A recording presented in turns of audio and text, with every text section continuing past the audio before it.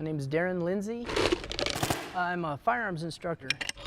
I'm also the less lethal coordinator for the Denver Police Department.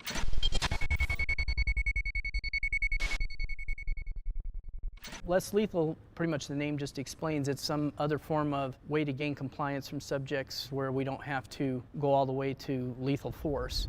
It's just one more tool in their toolbox to keep the public safe, themselves safe, even the subject that they're dealing with safe. One of the items in our toolbox is a personal defense spray. We just refer to it as our pepper spray. The benefit to this is that everyone has it on their belt so they can get to it. It's convenient. We would use this when maybe you're met with someone who's aggressive, looking to assault you but does not have a weapon, and you're not justified in moving to a stronger use of force from your toolbox. It's something that they can be decontaminated from and go on about their lives, and it doesn't have a permanent effect. What I would do when I go to deploy this is I would hold it out as arm's length. We don't want to be any closer than 3 feet. You can permanently damage their eyes, and that's what we instruct, is to spray across their eyes from ear to ear, just in little 1-second bursts. So you want to be 3 feet or further away, but you don't want to be so far back that it's ineffective and you can't accurately get the target that you're shooting for. Then we've got the taser system, and that's an individual carry item as well. Each patrol officer in the city right now has one individually issued to them. An officer would deploy the taser when the subject rises to the level of active aggression. And active aggression is defined as the threat or perceived threat of an assault on the officer. The taser runs off of electricity. It can immobilize a person immediately, and it's really, really good for not giving long-lasting effects.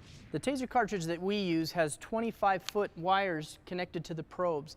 So from about 10 to 12 feet away, I've got my subject here. His threat level has reached the active aggression level, so I'm going to take out my taser, put the red dot right on him after I activate the safety switch, and I'm going to call out taser, taser, taser for any officers around so that they're aware that I'm about to deploy it. Taser, taser, taser.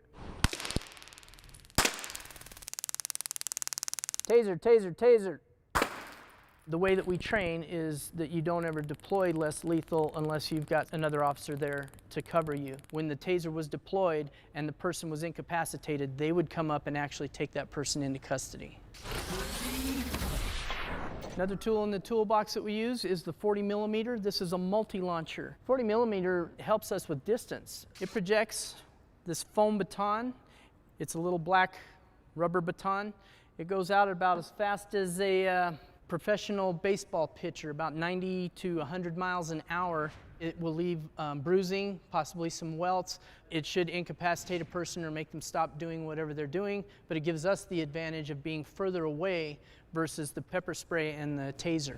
This can be used a lot of times for suicidal parties. I would deploy it in their extremities, their thighs, their arms, to either disarm them or incapacitate them so that we can come up and take them into custody and get them the help they need. This is a training round, and it just saves money because we can reuse these. So this is what I'll be using to show you how to deploy it downrange.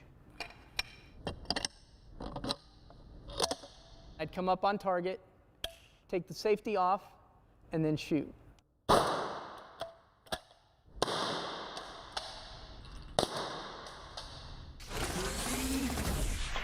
We have a pepper ball system, and that also creates distance for us. It's much like a paintball. What it has is a powdered PAVA, which is similar to the pepper spray effect. This can be used better than the 40 millimeter if you're searching for someone, or if someone has secreted themselves in a position of advantage.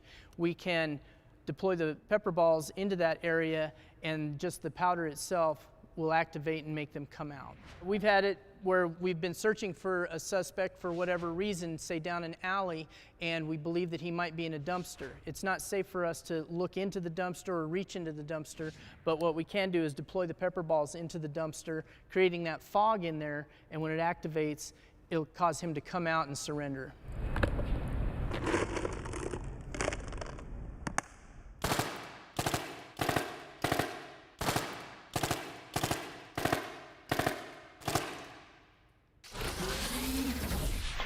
We are also trained in CIT, critical incident training.